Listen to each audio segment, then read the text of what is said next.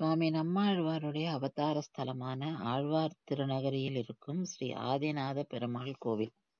இந்த கோவிலோட சிறப்பம்சமே இங்கு இருக்கும் புளிய மரம். இந்த புளிய மரத்துக்கு இன்னொரு பெயரும் உண்டு, திருப்புலி ஆழ்வார். ஆதிசேஷனுடைய அவதாரம் தான் இந்த புளிய மரம். லக்ஷ்மணர் ஆதிசேஷனோட அவதாரம். அவர் இங்க புளிய மரமா நிக்கிறதா ஐதீகம். அதனால இந்த ஸ்தலத்துக்கு சேத்திரம் அப்படின்னு பெயரும் உண்டு.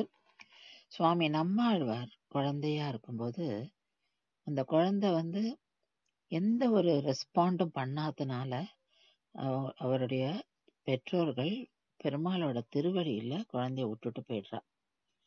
அப்புறம் அந்த குழந்தை எழுந்து இந்த புளிய மரத்துல இருக்கிற பொந்துல 16 வருஷம் பத்மாசனத்துல இருந்து தவம் இருந்தாராம். அதனாலதான் இந்த மரம் நமக்கு அவ்வளோ விசேஷம். இந்த மரம் தான் நம்மாழ்வாரை காப்பாத்திருக்கு.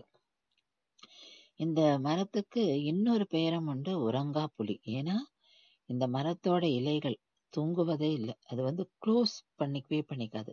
அதனால தூங்காம காத்துதான் இந்த மரம். அதனால இதுக்கு உறங்கா புலி அப்படின்ற பெயரும் உண்டு.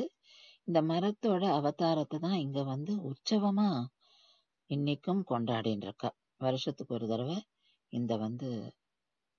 இந்த உற்சவம் நடக்கிறது இங்க.